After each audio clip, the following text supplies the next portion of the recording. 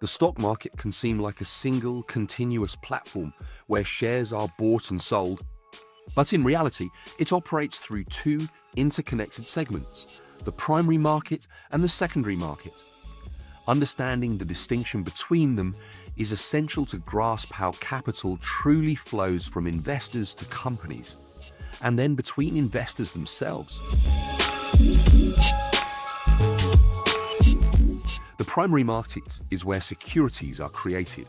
This is the market in which companies, governments, or institutions issue new shares or bonds to raise capital directly from investors. A typical example of a primary market transaction is an initial public offering, IPO.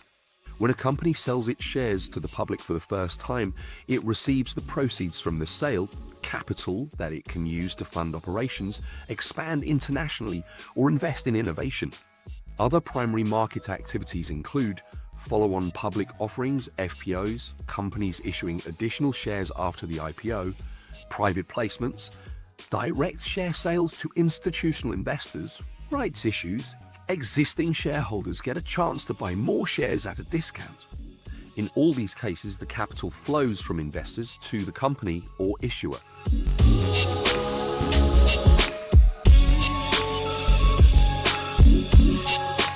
Once securities are issued in the primary market, they are traded among investors in the secondary market. This is the segment of the market that most people are familiar with. Daily stock trading on exchanges like NYSE, LSE, NASDAQ, or Tadawul. In the secondary market, no money flows to the company. Instead, investors buy and sell from each other.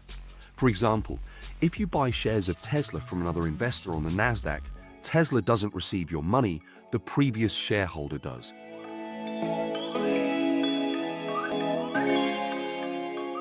Even though companies don't raise new funds in the secondary market, it plays a critical role by one, providing liquidity.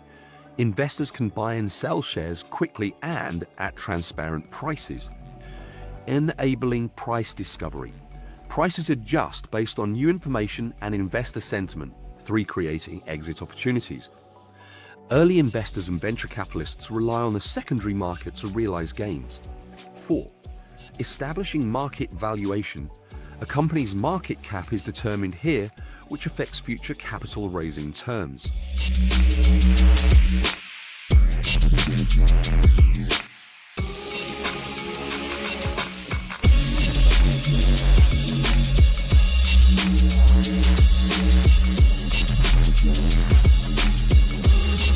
Primary market.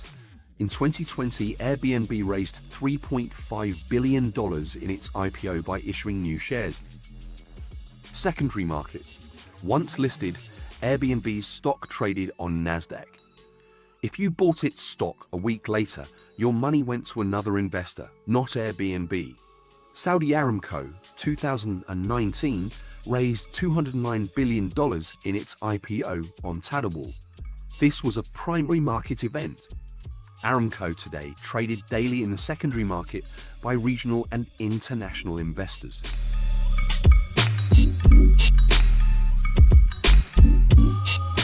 The primary and secondary markets are complementary. Without a vibrant secondary market, investors would be less inclined to buy in the primary market. After all, investors want to know they can exit when needed. Liquidity and confidence in the secondary market directly support the success of future primary offerings.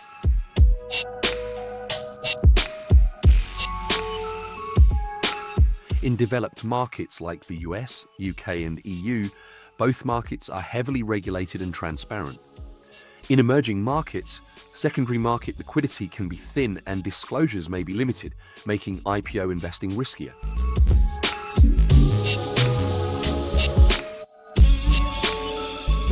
The primary market is where companies raise capital by issuing new shares. The secondary market is where investors trade existing shares with each other. Both markets play a vital role in the global financial system. Understanding the distinction helps investors evaluate where value is created and where risk lies. Next up, in Chapter 5, we'll explore the world's major stock exchanges and what makes each one unique.